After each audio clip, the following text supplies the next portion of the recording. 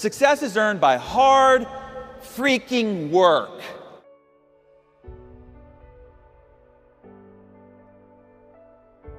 No matter how successful you are, a lot of the Circle of Champions I saw up here, how many still want to be much more successful than you are right now? Okay, so I have an important question for you, and that is, why are you not right now more successful than you are? Because let's just be honest with each other. Your current results are really only a fraction of what you're truly capable of achieving. That you are far more talented, you have far more potential than your current reality. Why are you only living up to a fraction of your potential? So I asked that question to our 3 million readers in Success Magazine on stages all over the world. And so I want to clear up the most common answer that I hear to that question of why people are not more successful than they are right now. Because it's a myth about what's limiting their greater potential. So how many people here had a really nice, normal, happy childhood? How many? Wow, most of you. Huh. Well, good for you, because my childhood sucked. Does that translate? Mierda. Bad. Not good, okay? My parents divorced when I was 18 months old, and my mother, she didn't want me. So when they divorced, she just handed me over to my father. As a matter of fact, when she first found out from the doctor that she was pregnant with me, her response was anger and disappointment. And so when they decided to split up, she just very easily handed me over to my father. Now, you have to understand that my dad was only 23 years of age when I was born.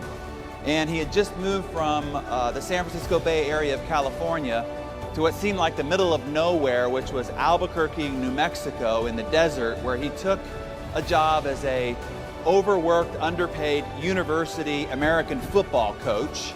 And so it was just he and I out there by ourselves, and he really didn't know what to do with me. As a matter of fact, this was his parenting strategy after I was born. He would just shove me in the corner of a couch, barricade me with pillows, and then put headphones on my head to try to keep me quiet. If you see the stunned look I had on my face, I had that most of my childhood. And you learn very early on, being under the parenting of my father, that you just kind of had to fend for yourself really early in life.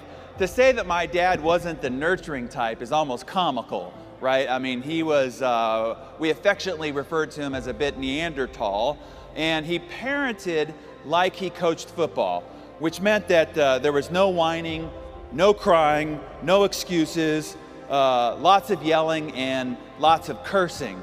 As a matter of fact, I don't know if you remember the movie Full Metal Jacket, but that could have been my father's twin, Sergeant Gunnery. And growing up in his household was like growing up in his boot camp. And my father, he was infamous for one of his coaching philosophies, and that was no matter how hurt a player got on the field, they were not allowed to come out of the game. So one time in the middle of this American football match, this linebacker just gets smashed in the middle of the field. I mean, just devastated. And he wobbles to the sideline and he begs my dad to take him out of the game. And my dad grabs him by the face mask, clenched teeth, spitting through it. And he says, "Not unless you're showing bone." And he pulled back his shoulder pad, and out from his neck skin was sticking his collarbone. So anytime I got really sick and I begged my dad to stay home from school, he'd yell from the other side of the house, what? "Not unless you're showing bone." Exactly. And I had to drag my sorry butt out to school. And so when I was age 4, he married my step monster. I don't know if that was going to translate, but I did not mispronounce that. And they went on to have 2 other children. And because in her eyes I was of the other woman, she didn't like me very much, and she did everything she possibly could to try to ostracize me from the family. So I really was what is called a redheaded stepchild. And you can also see that my father cut my hair, which I think I suffer more emotional trauma from than anything else. Now, I have to tell you, this morning I stand before you, having gone through this very dysfunctional childhood, is the reason why I can stand before you this morning as the very high-functioning achiever. And the reason is this: because I had to get over these issues of abandonment, is the reason why I am vigorously self-reliant.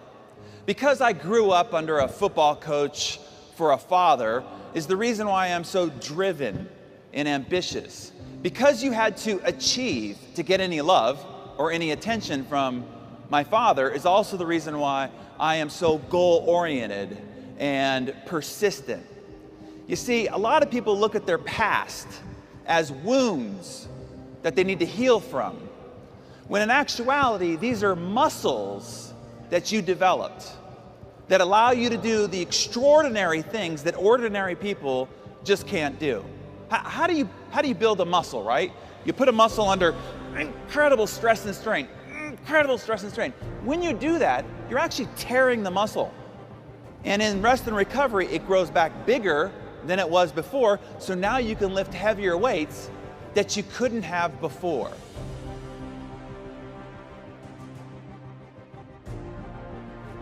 Your adversity is your advantage.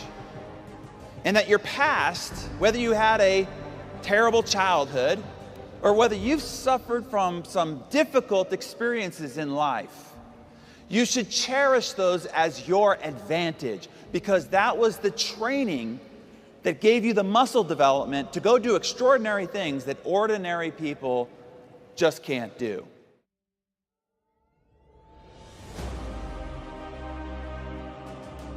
And trying to figure out what's stopping people from being more successful.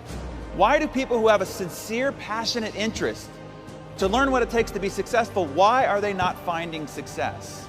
And the reason is this: we are constantly bombarded with an ever increasingly sensational marketing gimmickry with claims about how you can get rich, get fit, get younger, get sexier, all overnight with very little effort for only 3 easy payments of $39.95. And these commercial marketing gimmicks are taking people who really want to learn. I want to provide more for my family. I want to send my children to the great universities. I want to provide for a future for my parents. And they're pursuing these answers, and they're constantly being derailed and distracted, tricked, fooled, bamboozled. And so I decided I just wanted to clear the clutter, bring us back to the truth, demystify what it really takes to be successful. And so that's the reason why we sat down to create, let's just get back to the very foundation in which all success is built on top of. And here's the reality: there is no silver bullet. There's no magic pill. And for God's sakes, people, there's no freaking secret that's been buried for 2,000 years by some covert society that's only been unearthed recently for worldwide revelation. So now you could just sit on your couch and imagine checks coming into your mailbox. Do that too long and they will come and take your couch and you off to a safe place where you can't hurt yourself or others, okay? No, there is no secret. Here is the truth. Success is earned. If you really want to know the secret of success, okay? I publish Success Magazine. I'm going to tell you right now the secret to success. Here it is. Success is earned by hard freaking work. Hard freaking work. If you ask the circle of champions up here, how did you do it? How did you get to the top? How did you become so successful? Their answers are always going to be 3 words: hard freaking work. There's no other way around it. If you've desired to be a circle of champion and you haven't achieved it, I'm telling you the only thing that's stopping you is not enough hard freaking work, okay?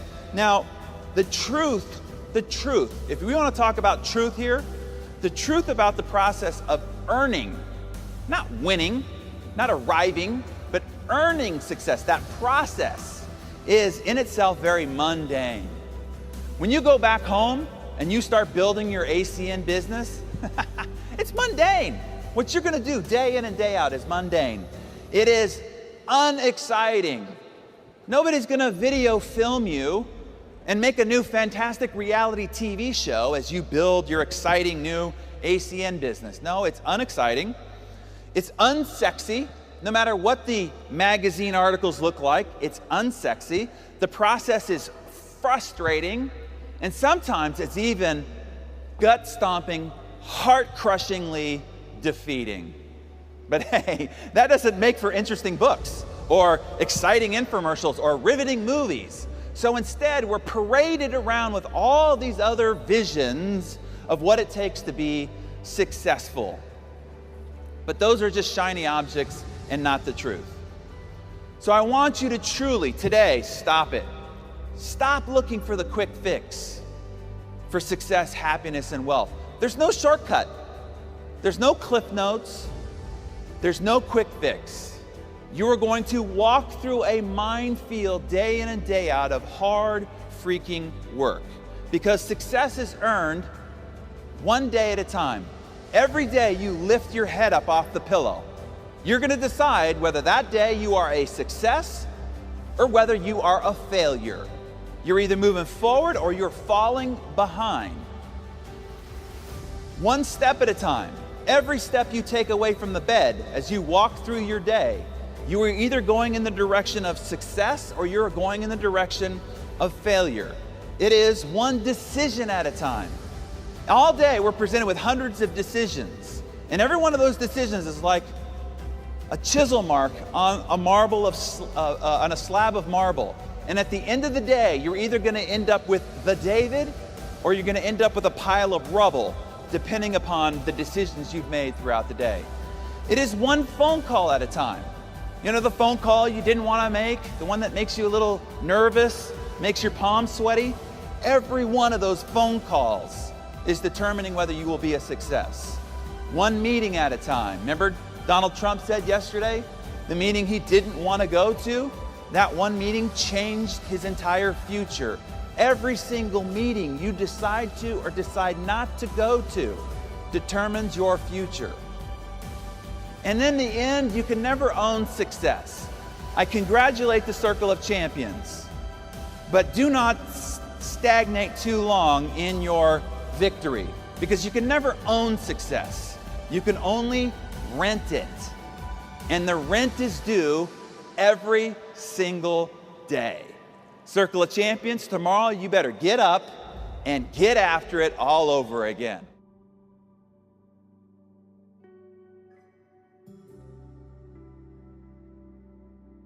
It is not what you know that determines the results in your life. See, that is a myth. Knowledge is not power. It is the potential of power, but it is not power in and of itself. Power is only created in what you do with what you know. Look, there are a lot of really smart people who are geniuses, who are broke, because knowledge is not something you can take to the bank. It is only action that produces results. So what is the root control factor? If we were to boil everything down to the most core controlling factor to all the results in your life, what does it come down to? Because here's what happens. We all come into this world exactly the same. Naked, scared, and ignorant, right? I mean, some of us a little uglier than others, but basically all the same. Naked, scared, and ignorant. And then after that grand entrance, your life is controlled by one factor. There's only one thing that will determine whether at the end of a life you end up living here or whether you end up living here. There's only one thing that determines whether you end up driving this or whether you end up driving this. One controlling factor determines whether at the end of a long life you end up lonely, despondent, and broke, or you end up in a marriage of 50 plus years of incredible intimacy and great bliss. Only one thing will determine whether you get to send your children to the greatest universities in the world, or no matter what it is that they qualified for, they can't go because you can't afford it. Only one thing will determine whether you get to donate to your charity to your greatest heart's content, whether you get to travel the world in fantastic luxury. Did you all see the movie City Slickers? Curly said, it all comes down to one thing. Your whole life comes down to one thing. What's the one thing? Choices. Circle of Champion answer right up front. It all comes down to choices. Right now, as you sit there in your chair, right now, your whole life is nothing but the accumulated compound effect of the choices you've made up to this moment. Right now, your waistline is nothing but the accumulated compound effect of the choices you've made up to this moment. The size of your business, your bank account, the intimacy of the relationships in your life are all just an outcome of the compounded choices you've made up to this point. So if we're going to change the trajectory of your life starting today, starting right now, we've got to go to where the control factor of it all begins, and it all begins with choices. Choices is the first line of code in rewiring your operating system. So let's do it. What choices? Because we're presented with hundreds of choices all day throughout the day. What choices matter the most? Anybody here ever been bitten by an elephant? Well, what about mosquitoes? Anybody ever been bitten by a mosquito? Bill Gates says this is the most deadly animal on the planet for the human species. And it's also one of the smallest. See, nature provides clues. It's the little things in life that will bite you and kill you. So is it true about your choices. When you take a look at the 7 billion people on the planet, a question I'm asked a lot is, we only get to pick 12 people to be on the cover of Success magazine out of 7 billion. And I'm asked, what do these guys do to become so successful? What separated them from everybody else? Well, let me tell you what they did not do, because this is what everybody thinks they did to get to the cover of Success magazine.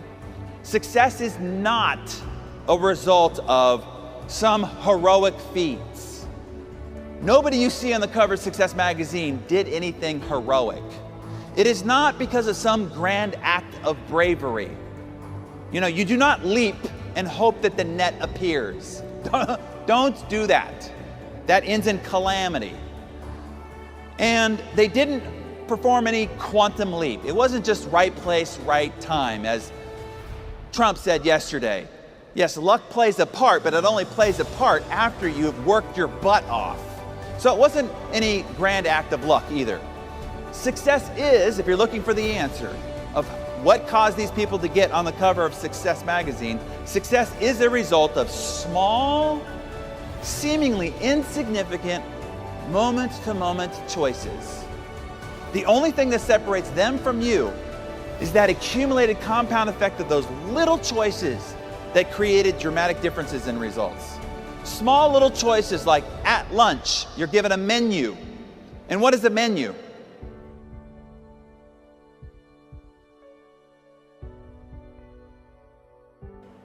It's just a series of choices, right? Do you pick the hamburger and fries, or do you pick the salad? Now you're thinking, that doesn't seem like that big of a choice. I'm telling you, it is. Small little choices like, at the end of a long, hard day, do you stop by the gym and put in a workout, or do you rush home to catch your favorite sitcom? Small little choices like, in the heat of an argument with your spouse, do you walk out of the room and say, I'm not going to deal with this? Or do you spin on your heels, say you're sorry, and choose to make a moment of magic? Small little choices like, in a networking event, do you walk across the room and introduce yourself to that person? You're a little bit afraid to do so, or do you hunker down in fear one more time? Small little choices like, at the end of a long day, do you put in a few more phone calls, or do you just simply call it a day? You see, these small choices add up to big, gargantuan differences in results. Let me give you a reference point in which to associate this with. If I were to give you a choice of a single cent, single penny, that doubles every day for 31 days, or €1,000,000 in cash right now, how many people would take the million in euro? Okay, tough crowd. All right. Let me sweeten the offer here a little bit. A single cent that doubles every day for 31 days, or €2,000,000 cash right here today. How many people take the 2,000,000 in euro? Okay, a couple more converts. All right, last offer, okay? Penny that doubles every day for 31 days, or 3,000,000 in euro right now, right here today. How many people take the 3,000,000 in euro? Okay. Well, let's say that you were paying attention and you said, small things add up to big results. I better pick the small thing. There's a clue there. And let's say that you pick the penny, okay? But your neighbor at home picked the 3,000,000 euro in cash.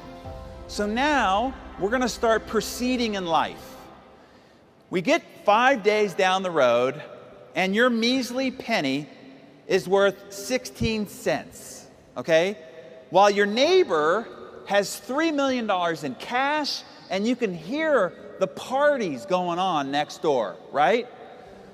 When you get 10 days down the road, your penny has become €5.12. Not enough for a Happy Meal at McDonald's, right? But your neighbor is drinking champagne, eating caviar, having Robin Leach over for dinner, right? Now we get 20 days down the road and your penny is still €5,242, and they've got $3,000,000 in cash, 3,000,000 euro in cash, and partying like a rock star.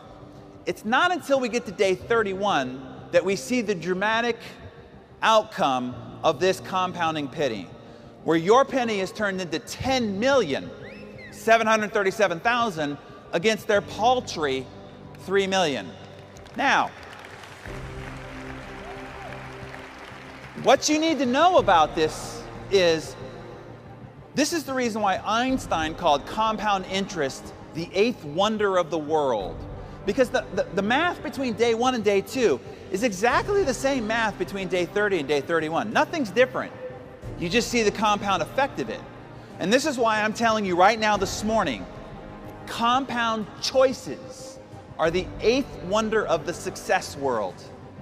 Because the same choice you make between day 1 and day 2 is exactly the same simple, small, easy choice at day 30 to day 31. But the outcome of those choices are dramatically different. Let me give you a for instance. Let's take 3 friends. Let's say they all start off exactly the same. 3 ACN representatives are starting off exactly the same. But Scott decides he's gonna try some of these things that he learns here this morning, and here's what Scott's gonna do. Instead of getting up every morning and reading the newspaper and seeing all the corruption, wars, and crimes and scandals that are happening in the world, he's gonna get up and read 10 pages of a nice, good book, something positive, something about success and achievement, just 10 pages. On the way to the office, instead of listening to the radio and hearing more wars, gossip, and conversations about other people, he's gonna put in one of those CDs, something positive, something instructional. He's gonna cut 125 calories out of his diet. Okay, that's a half a candy bar or small bowl of cereal, meaning he's not gonna go on any rash diet. He's gonna drink 2 bottles of water a day. He's gonna park at the back of the parking lot and walk into the office. He's gonna make a few more calls before calling it a day, and he's finally gonna make that date night with his wife a priority, okay? That's all Scott's gonna do.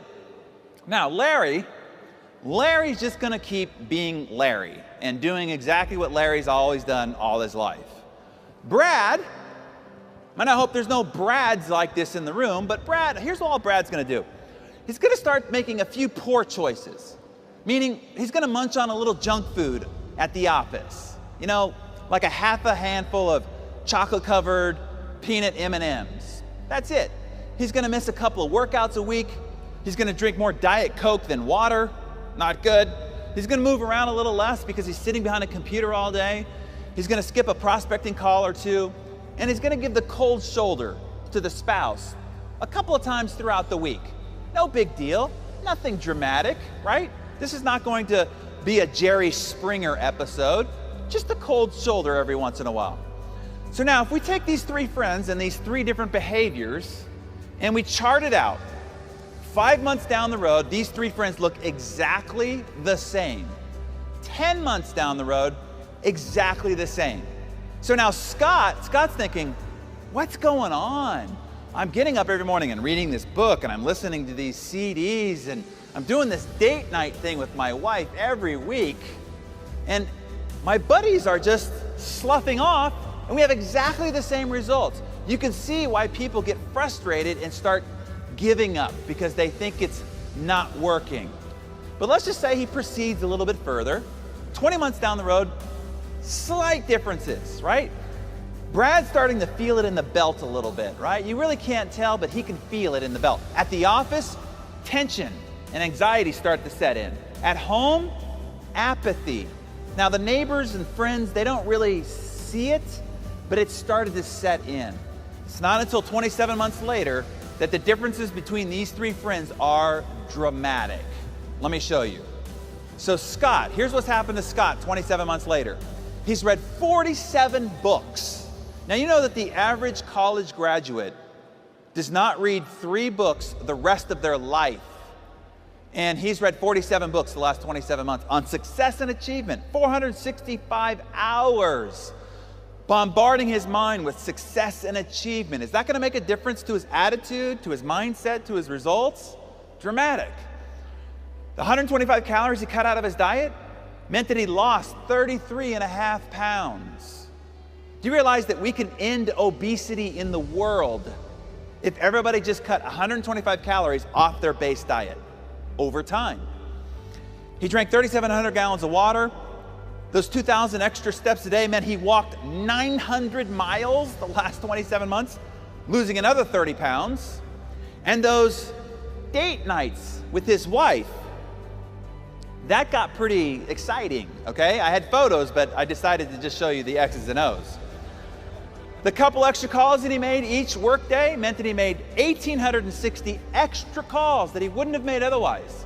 If he closed 3% of those, which means he didn't learn anything from those books or audios, he added on top of his previous $50,000 a year income an additional $279,000. And you know what Brad and Larry are saying? Oh, you're just lucky. So here's what Larry is doing. Larry's like most people in the Western world. They're treading water, falling a little bit further behind, becoming disenchanted, bored, apathetic, passionless, disengaged, and then they're blaming the government, right? Brad, here's what Brad's small, simple, poor choices did to him. That 125 calories he added to his diet meant that he put on 33.5 pounds. Missed a couple of workouts, the Diet Coke, now he's in heart attack danger. Missed a few meetings, made a few less calls. He's about to be fired from his job and lose his home. The inattention and cold shoulder to his spouse means that apathy set in and he's on the brink of divorce. You see, small, seemingly insignificant, positive choices create extraordinary results. Small, poor choices over time create devastating results.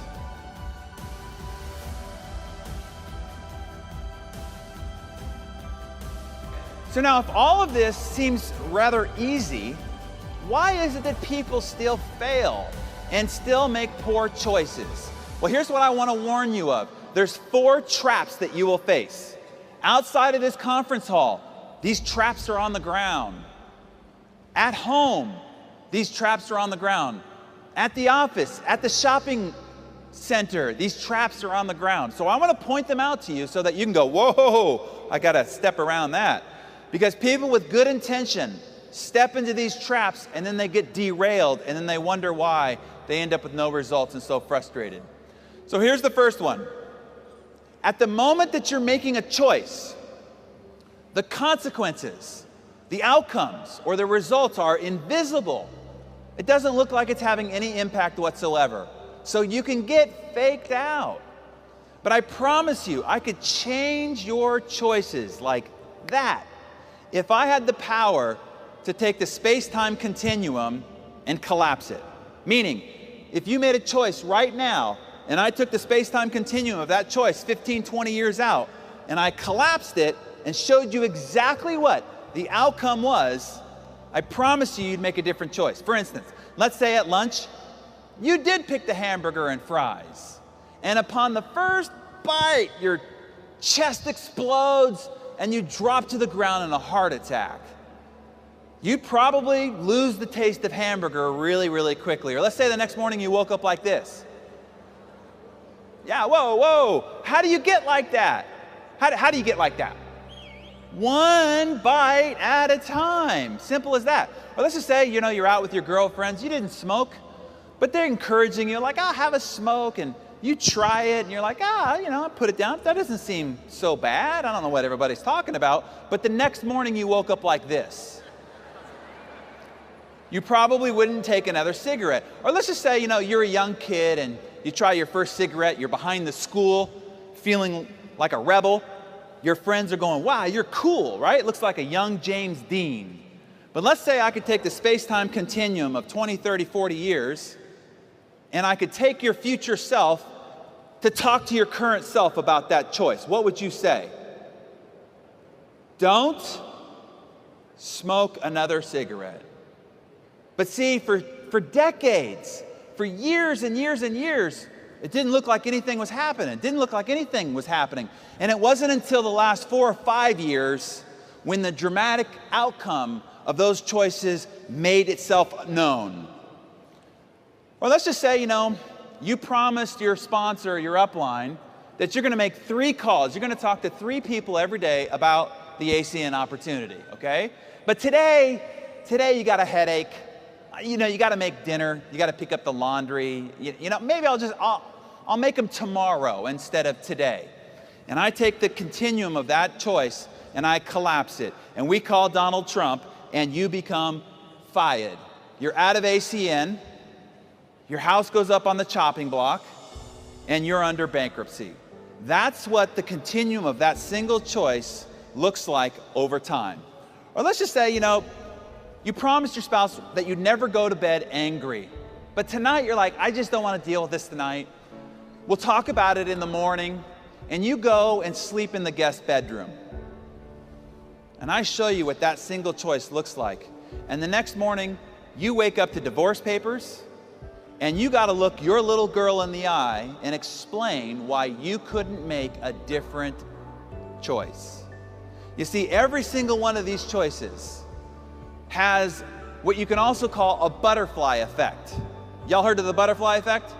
Butterfly flaps its wings one part of the planet, and on the other side of the planet, there's a tsunami. This is what I'm telling you. One little itty bitty choice over here, 10, 15 years later, and there's a tsunami in your life.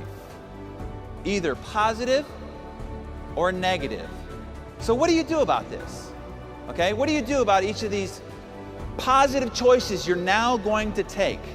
Well, the first thing you need to do is to just have patience.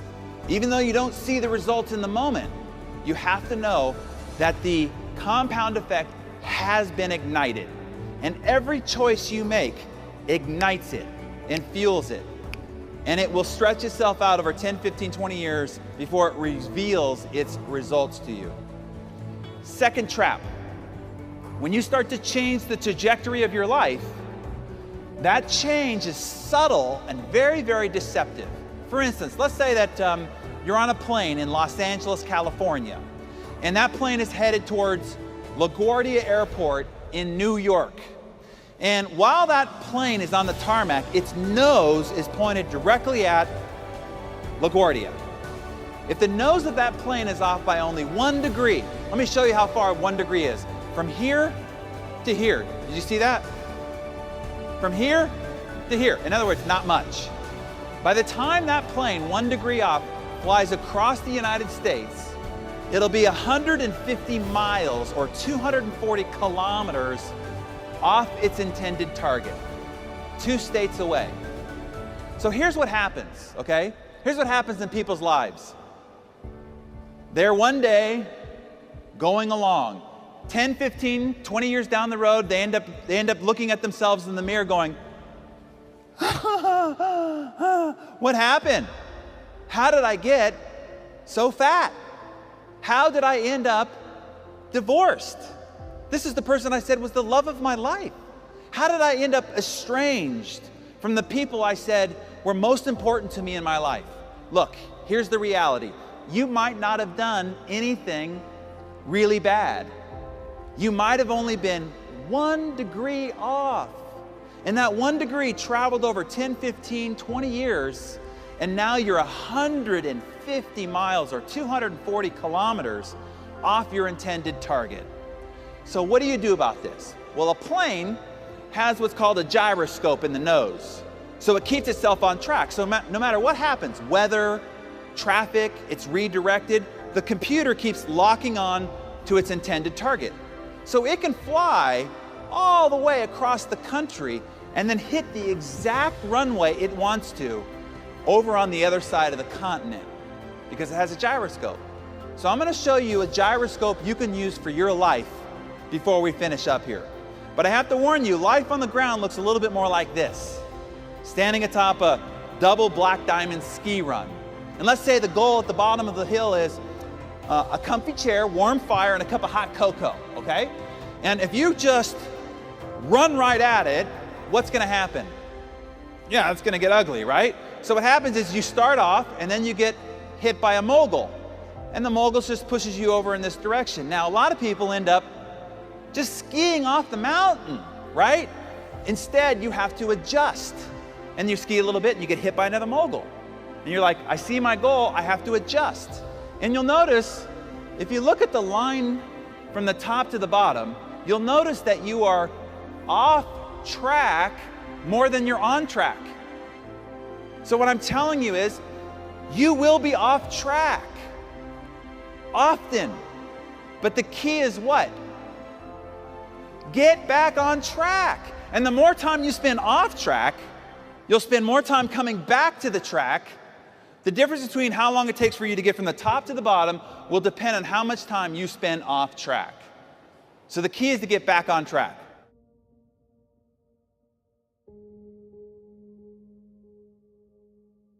Immediate gratification. And as a Western civilization, we are addicted to immediate gratification. We're trying to pleasure ourselves at every single moment. So let's say at the end of a nice meal, you're presented with a choice. Grandma's warm chocolate cake or a glass of water. What are you going to choose? Well, what do you get if you choose the chocolate cake? Joy. You get joy. You get like this oral sensation of epic proportion. That's what you get. What do you get if you choose the glass of water? Nothing. Bupkis. Does that translate? Nada. Right here, this is the biggest problem you will have in making good choices. Because if you make a poor choice, you're rewarded. If you make a good choice, you get nothing. And that is hard for our emotional and psychological selves to take. And we come by this addiction to pleasuring ourselves very early in life. So what you're doing all day is you're walking through this minefield of solicitations on your immediate gratification. And your ability to have self-control and to withstand these solicitations is going to come down to a couple of factors. This is the great paradox that you have to understand. What gives you short-term pain? Having the glass of water, making the call you don't want to go to, you want to call, going to the meeting you didn't want to go to, creates long-term pleasure. On the other side of this, what creates short-term pain, going to the gym, saying you're sorry, creates long-term pleasure. Now my mentor, Jim Rohn, put it this way. He said, in life, you will suffer one of two pains. And right there is great wisdom. When he said, in life, you will what? Suffer, man. You're not going to get around it. But you get to pick your suffering. The pain of discipline or the pain of regret? And as Jim put it, he said, the pain of discipline weighs ounces. Picking up the phone, going to the meeting, saying you're sorry. But the pain of regret weighs tons. Bankruptcy, divorce, heartache, loneliness. So as you're out there making your choices, ask yourself, pain of discipline or pain of regret? And that'll help you along a little bit. What's easy to do, and everything I've talked to you about here is easy to do. The actual process of success is easy to do. Emotionally, it's very difficult, but the process is easy to do. It's easy to eat an apple a day, walk around the block for your good health, say you're sorry, make a moment of magic, pick up the phone and make phone calls, write thank you letters, drink glasses of water. All that's easy. That's the problem. It's also easy not to do. Because it's so easy, it's easily disregarded. You'll sit there and go, that's no big deal. And you won't do the easy things. And because you won't do the easy things, life will end up very hard for you. So realize there's a little bit of a trick in what's easy to do is the fact that it's also easy not to do. So I have a question for this intelligent audience. What do successful people and unsuccessful people have in common? Here's what they have in common, okay? They both hate to do what it takes to be successful. Successful people just do it anyway. You see, do I like getting up at 5 o'clock in the morning, leaving my warm embrace of my beautiful bride, to go put on running shoes, to go run out in the cold, dark morning? I do not like that. Do I like, at the end of a long, hard day, going into the gym and pushing around a bunch of lead weight with a bunch of hairy, sweaty guys? I do not like that. In the heat of an argument with my wife, when this time, maybe just this time, I know I'm right. Do I like saying, honey, you're right, I'm sorry? No, I do not like doing that. But why do I do these things? Because that's what it takes to be successful. You see, I think unsuccessful people find it very inspiring to learn that successful people hate this stuff too, but they just do it anyway. I walked into the gym a few months back and I went and checked in. And when I was walking away, the front desk person said, "Hey, have fun." I looked back and I said, "What?" She says, "Have fun." I was like, "Fun?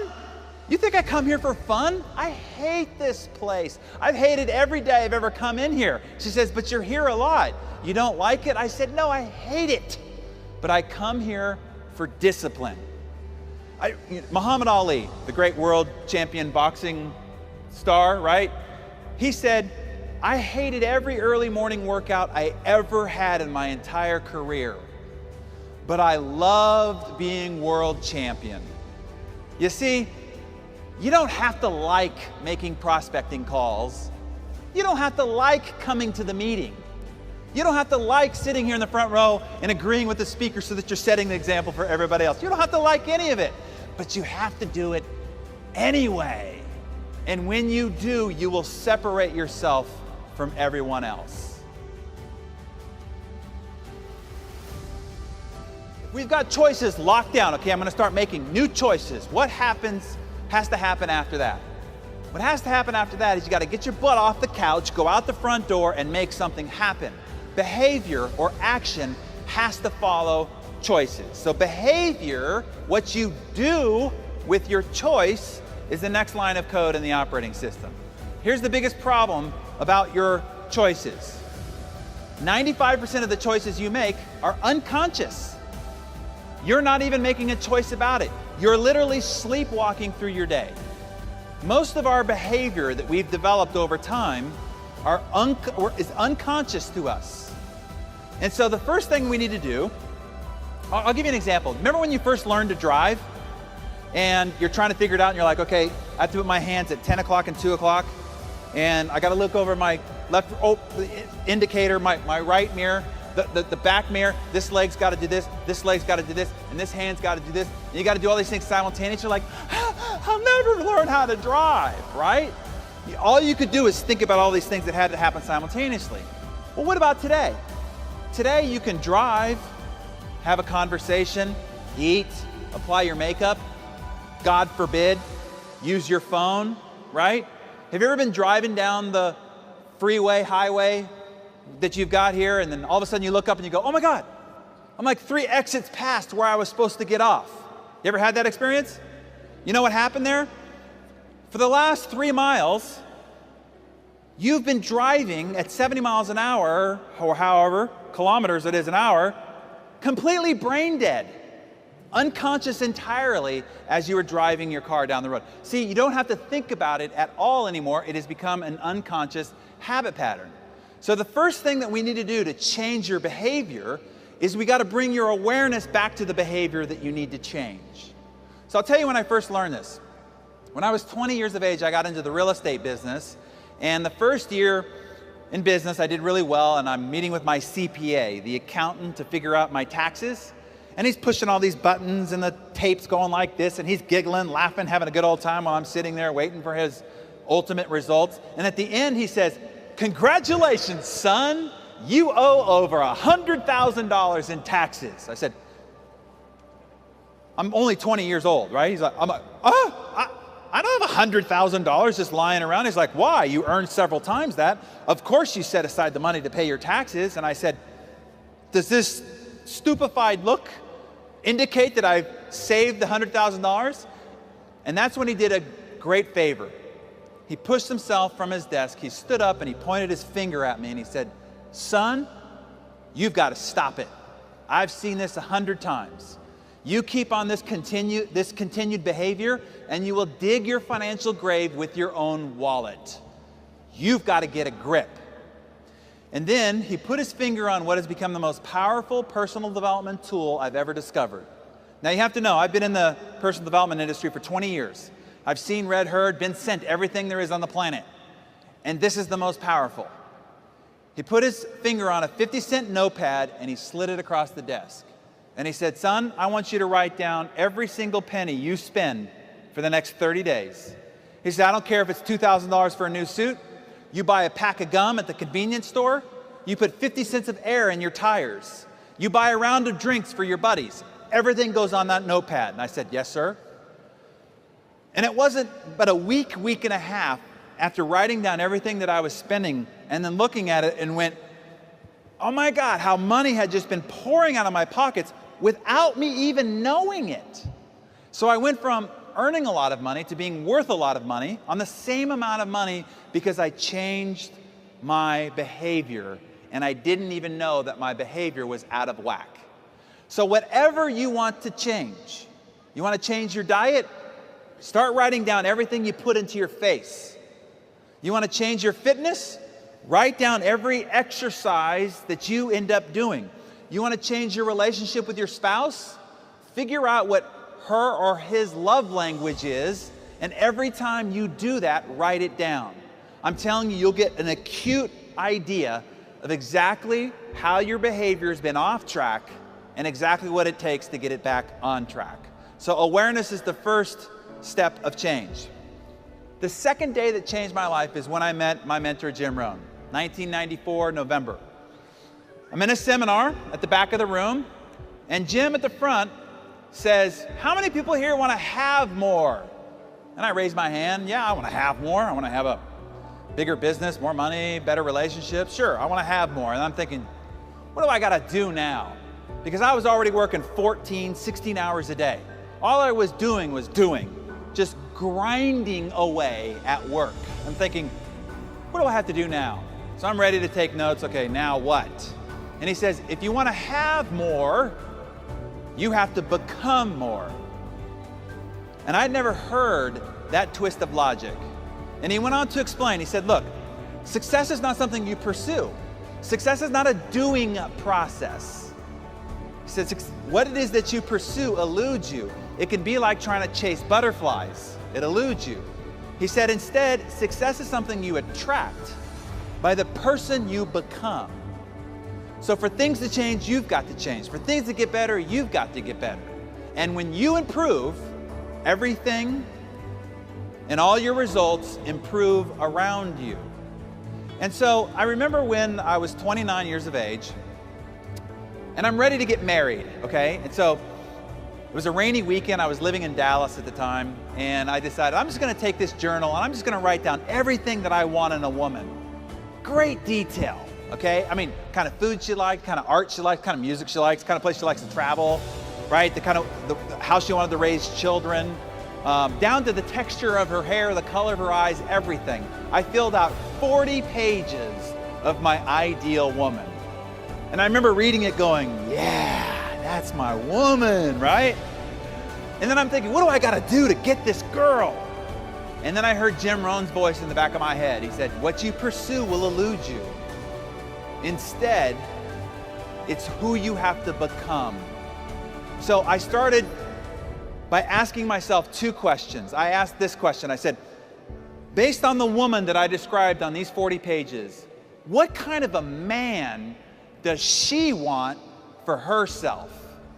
And I started to write down all the attributes of what this quality woman would want in a quality man. And then the second question I asked myself is, what is the difference between me and that man? And all the ways that I need to grow and improve in order to become that man attracted to and worthy of this woman. And so I don't really know exactly how this works, okay? Some things are, as Jim would put it, mysteries of the mind. But I'm telling you, as if she were peeled off the pages of my journal. 3 years into our marriage, I found the journal and I had her read it, and she was shocked about how specifically it detailed her. If I had showed it to her at the beginning, she would have ran away scared. But it was specifically detailing her. So now let me translate this for you, okay? What kind of people do you want to recruit into your ACN business? What are those attributes that you're looking for in the ideal representative for your business? It's important to make a list. Who do you want? What attributes? What qualities? What characteristics? Are they passionate? Are they energetic? Are they disciplined? Are they consistent? Are they loyal? Do they have integrity? What are those attributes?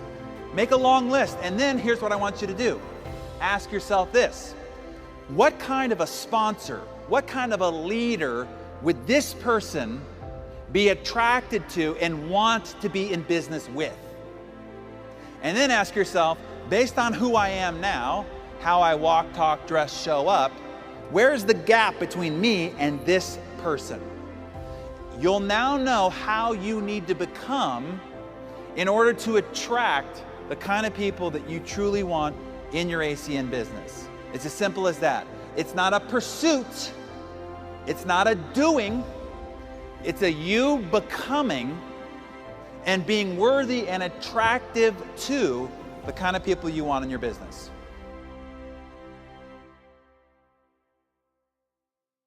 Behavior repeated become habits. Now I'm telling you, this is the key point. Choices that you start acting on ultimately need to become habits. Your habits will determine your life and lifestyle. If I watch you for a couple of few days and I notice your habits, I can guess your bank account within a few euro. I can predict your future. I can tell you the kind of relationships you have now and the kind of relationships you will have later when I observe your habits. Because habits are the expressions of who we are and how we live, and they determine all your results. So this is ultimately what we want to change, is changing your habits. Now, a habit is something, when you repeat a behavior, you develop inside your brain what's called a neurosignature. Or let's just make it less technical. Your brain is like gray matter, totally malleable, okay? You come into this world with no habits, none. You develop them over time with your repeated behavior. And it develops what's called a brain groove. And once you have that brain groove, once it's deep enough, now you can perform that act without ever having to think about it. That's how you can, 95% of your behavior becomes unconscious. And these habits, they start out like cobwebs and they become thick as cables, as the Spanish proverb says. Now, the hard reality about changing your habits are good habits.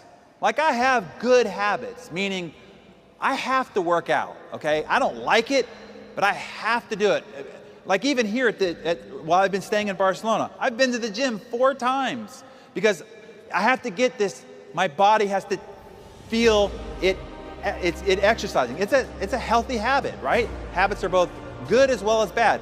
Well, good habits, they're hard to create, but easy to lose. You go on a 2-week vacation and don't run or work out, it's gonna be really hard to start back up again when you get home. The other side of this equation is bad habits are easy to create and hard to lose. You go on a vacation with a friend who has this particular drink they like, and you start drinking it, and then you come home and you're still drinking it, and all of a sudden you're like, wow, I got this new habit that I never even wanted, and it's hard to break. What happens here is, when you try to break one of the neurosignatures in your brain of a bad habit, it's as difficult as if you have substance abuse, drugs and alcohol, that you're trying to go through withdrawals to get over. As physical, emotional, and psychological, it'll be as painful as that. It's kind of like this. Imagine you jumped in a river that was flowing in one direction. You could just jump in and with no effort be carried down the river. But let's say that you decide to go up the river and you turn around and now you're fighting with everything you've got. All your energy's expended and maybe you're only moving a couple of inches. That's what it's going to be like when you start fighting your existing bad habits. It's not going to be easy. You will have to, with everything you've got, all the willpower and discipline you've got, fight, fight, fight, and only make inches of progress. And ultimately, it'll take about 300 repetitions of not doing the previous bad habit and doing the new good habit so that this one weakens and this one strengthens. Now that you know it's not going to be easy and how long you've got to sustain a new habit, at least you won't get disillusioned, okay? And the reality is that willpower will not work. Why is it that we have the biggest diet industry in the history of humanity, and yet as a species, we are more fat than we've ever been in the history of humanity? How can those two things exist simultaneously? And the reason is, they all rely on willpower, and willpower will not work. So instead, what I want to encourage you to find is what's called why power. So imagine I took up a 300-foot steel beam and I laid it across the concrete floor here. And I said, hey, if you just walk on top of the beam from one side to the other, at the other I'll give you 20 euro for walking on top of it. How many people would do it? Yeah, easy 20 euro, no big deal. But what if I took that 300-foot steel beam and I put it atop 2 100-story buildings? And now I said, if you walk on top of the beam from one side to the other, I'll give you 20 euro. How many people would do it now? But what if on the other building is your child and the building is on fire, and if you don't go across that beam, they will perish and die right before your eyes? How many people will go across that beam now?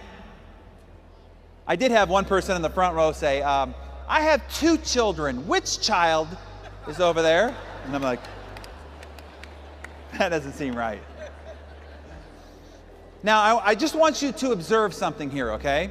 The first time I asked you, you said, no way, no how. The risk, the danger's too great. Why would I ever do that?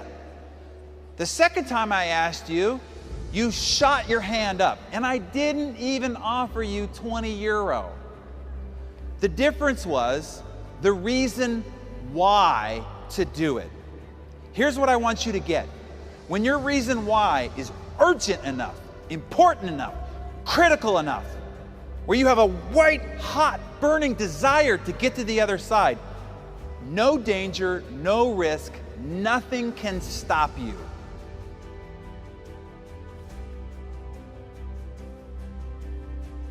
in order for you to achieve the kind of goals that you're capable of achieving, what's stopping you is you don't have enough reasons that are urgent, powerful, and compelling enough to have you overcome any danger, risk, or fear that you've got to getting there.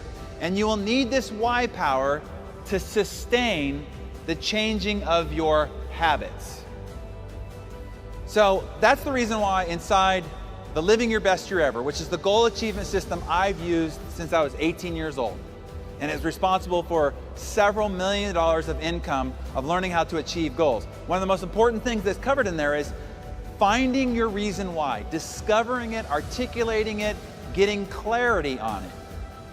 Now, it's important that you figure out what your bad habits are and that you uproot them from your life, and you figure out what success habits you need and install them. So this is the question you have to ask yourself. What are the bad habits that are sabotaging my success? Is it gossiping? Is it watching too much television? Is it eating poorly? Is it not being consistent? Is it lack of discipline? What is it? And what success habits do you need to install to accomplish your goals?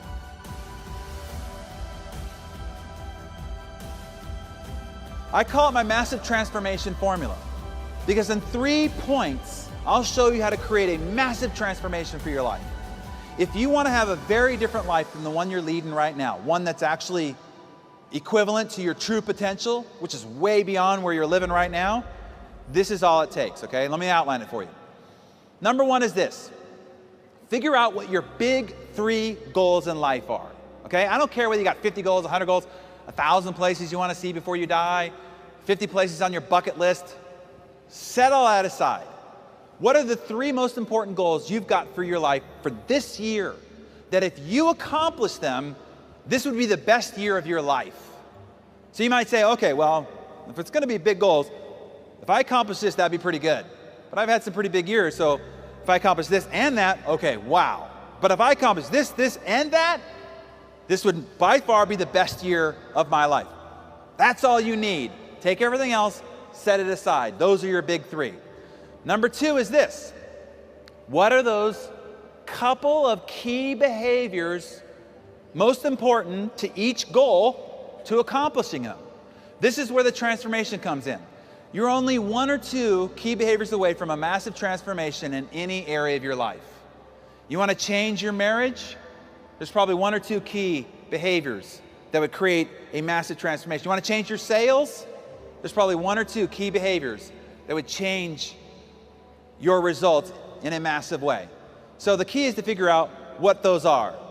Now, they're not 5,000 behaviors or functions. It always comes down to about a half dozen.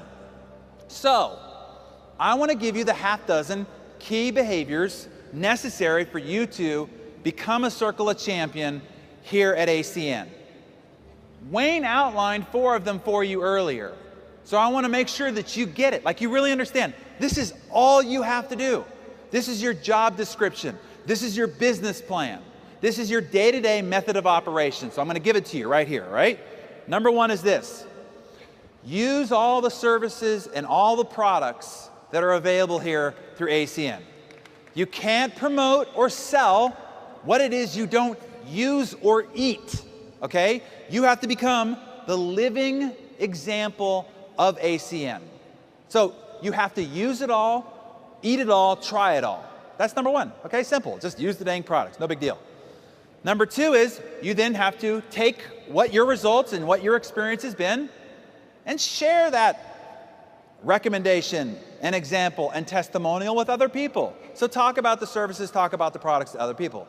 Number 3, if they go, hey, I really like this new nutrition bar too, or hey, I really like what these services offer, and you say, great. You know, if you told a couple other people like I told you, you could actually make some part-time income.